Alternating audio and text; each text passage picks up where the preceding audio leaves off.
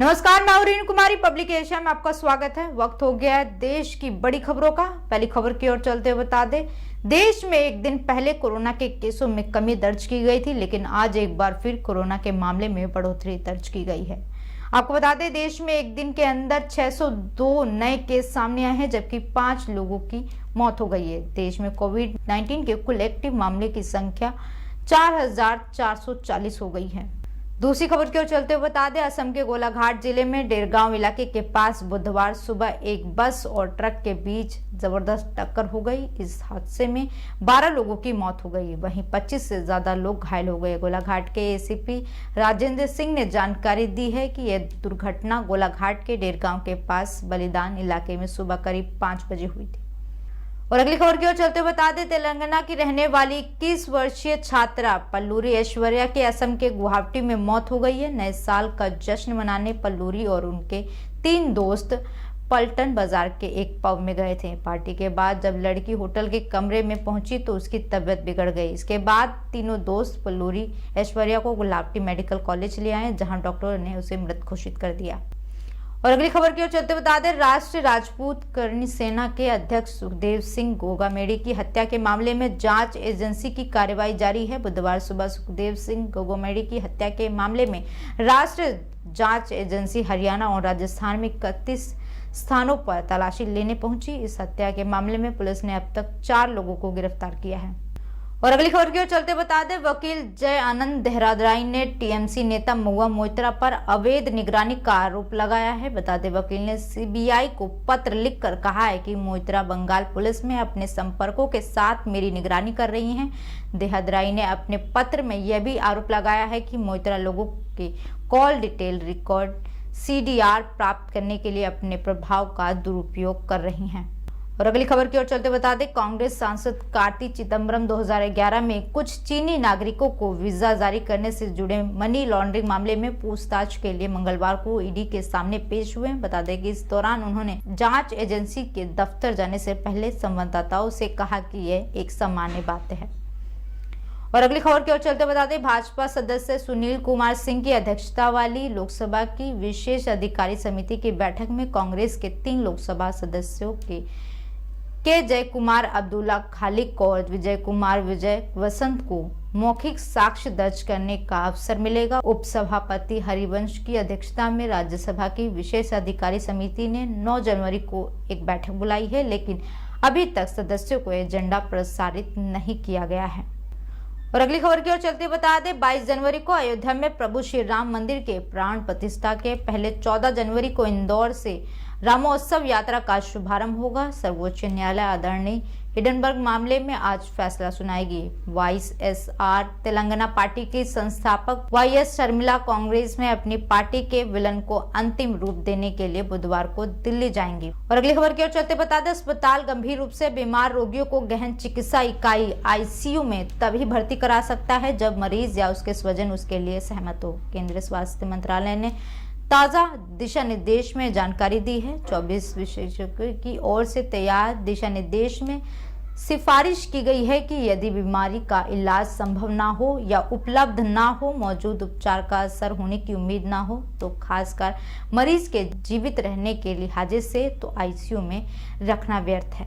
और अगली खबर की ओर चलते बता दें, MP के रतलाम के डोसी गांव स्थित औद्योगिक क्षेत्र में एक प्लास्टिक फैक्ट्री में आग लग गई। आग सुबह बुधवार 6 बजे आग लगी थी। जानकारी के अनुसार फैक्ट्री में बड़ी मात्रा में प्लास्टिक से जुड़ा कचरा जमा होने के चलते आग लगी थी, जिससे कुछ ही देर में पास के मकान को भी चपेटे में ले लिया। फिलहाल आग लगने के कारणों का पता नहीं चल पाया है। और अगली खबर की ओर चलते बता दें, कुछ समय पहले प्रधानमंत्री नरेंद्र मोदी ने इंदौर के बारे में कहा था कि यह केवल एक शहर नहीं बल्कि एक दौर है। इस बात को इंदौर फिर साबित करने जा रहा है। इस बात संस्कृति की है। वस्तुतः 22 जनवरी को अयोध्या में प्रभु श्री राम के नव भव्य मंदिर के प्राण प्रतिष्ठा के पहले 14 जनवरी को इंदौर से रामोत्सव यात्रा का शुभारंभ होगा। और अगली खबर की ओर चलते बता दें, शिमला में आने वाले पर्यटक अब पर्यावरण संरक्षण का संदेश भी देंगे। नगर निगम शिमला ने पर्यटकों को कागज व कपड़ों का बैग देने की योजना बनाई है। नगर निगम में प्रस्ताव तैयार किया गया है। राज्य सरकार की मंजूरी के बाद इसे पूरे शहर में लागू किया जाएगा। उनका मानना है कि पर्यावरण को साफ बनाने के लिए और शहर को प्लास्टिक मुक्त करने के लिए यह पहल की गई है। और अगली खबर की ओर चलते बता दें, हरियाणा के प्रदेश भर में सुपर 100 परीक्षा के माध्यम से शिक्षा विभाग की बच्चों को सुपर बनाने की तैयारी है। इसके लिए विभाग ने पूरी तैयारी भी कर ली है। इस परीक्षा के लिए आवेदन 31 जनवरी तक कर सकते हैं। ये परीक्षा 2 लेवल में आयोजित होगी। प्रदेश भर में होने वाली ये परीक्षा 200 अंकों की होगी और इसमें 50 प्रश्न पूछे जाएंगे। और अगली खबर की ओर चलते बता दें, पंजाबी गायक सिद्धू मूसेवाला हत्याकांड के मास्टरमाइंड गोल्डी बराक को आतंकी घोषित करने के बाद विदेश से गैंग को ऑपरेट कर रहे गैंगस्टर सरकार के निशाने पर है। गैंगस्टर और आतंकी गठजोड़ को खत्म करने के लिए नेशनल इन्वेस्टिगेशन एजेंसी NI के साथ हरियाणा की स्पेशल टास्क फोर्स STF ने भी कमर कस ली है। अब एक नजर डालते हैं दुनिया की बड़ी खबरों पर। बलूचिस्तान सरकार ने बचाल बख्श की हत्या के खिलाफ विरोध प्रदर्शन में भाग लेने और उसे बढ़ावा देने के लिए 44 कर्मियों को निलंबित कर दिया है। मकरान डिवीजन के आयुक्त ने एक अधिकारी अधिसूचना जारी कर तुर्बन में विभिन्न विभागों के 30 सरकारी कर्मचारियों के खिलाफ कार्रवाई की पुष्टि की है। अधिकारियों के मुताबिक यह फैसला हाल ही में जिला खुफिया समन्वय समिति की बैठक के दौरान लिया गया है। और अगली खबर की ओर चलते बता दें, पाकिस्तान सुरक्षा बलों ने खैबर पख्तूनख्वा के उत्तरी वजीरिस्तान जिले में एक आत्मघाती हमलावर सहित 4 आतंकवादियों को मौत के घाट उतार दिया है। सेना की मीडिया विंग ने बताया है कि मारे गए आतंकवादी सुरक्षा बलों के खिलाफ कई आतंकवादी गतिविधियों में सक्रिय रूप से शामिल थे और कई हाई प्रोफाइल आतंकवादी हमले की योजना बना रहे थे।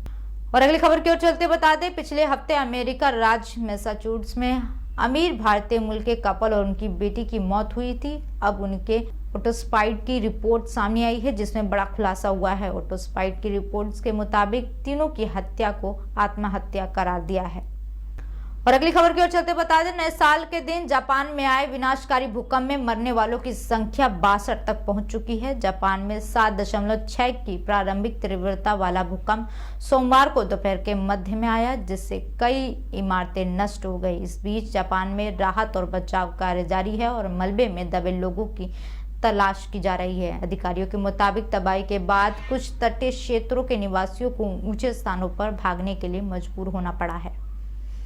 और अगली खबर की ओर चलते बता दें, लेबनान की राजधानी बेरूत के उपनगर दाहिया में मंगलवार शाम इजरायली ड्रोन हमले में हमास का वरिष्ठ नेता सालेह अल अरूरी मारा गया। लेबनान की सरकार नेशनल न्यूज एजेंसी के अनुसार हमले में कुल 6 लोग मारे गए अन्य लोगों में अल कसर ब्रिगेड के नेता के साथ कई लोग भी शामिल थे।